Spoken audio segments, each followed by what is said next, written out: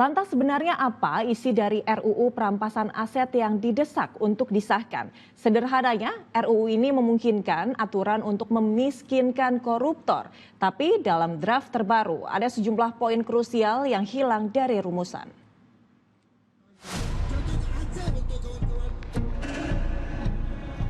Sahkan RUU perampasan aset. Tuntutan ini yang kompak disuarakan para pendemo di depan gedung Parlemen Senayan maupun sejumlah wilayah. Lantas, apa isinya dan mengapa mendesak untuk disahkan? Sesuai namanya, RUU perampasan aset memungkinkan negara mengambil alih aset koruptor untuk mengganti kerugian negara.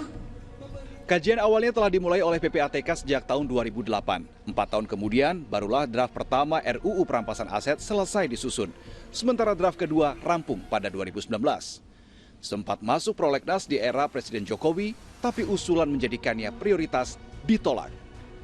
Usulan memprioritaskan pembahasan RUU perampasan aset baru dimulai di tahun 2023. Di tahun 2025, era Presiden Prabowo, RUU kembali masuk prolegnas prioritas. Terkini usai unjuk rasa berbagai elemen, pimpinan DPR menetapkan bahwa RUU akan diketok di paripurna paling lambat 15 Desember 2026. Saya katakan bahwa ini bukan lagi target, tapi sudah dapat dipastikan Undang-Undang perampasan aset paling lambat akan kita sahkan di rapat paripurna di bulan Desember tahun 2026. Mengapa Undang-Undang perampasan aset ini relatif lebih memakan banyak waktu dalam pembentukannya dibanding undang-undang yang lain. Misalnya dengan KUHP atau dengan Undang-Undang Polri.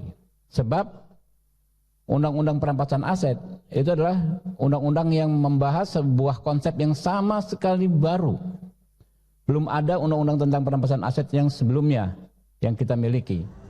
Tapi di balik kabar baik soal pengesahannya, ada keresahan soal tak lagi tercantumnya poin-poin krusial. Draft RUU perampasan aset versi pemerintah tahun 2023 terkait kekayaan tidak wajar, aset yang tidak seimbang dengan penghasilan atau sumber kekayaan dan tidak dapat dibuktikan asal-usulnya secara sah dapat dirampas. Sementara draft versi DPR Juli 2026, ketentuan spesifik itu hilang dari rumusan.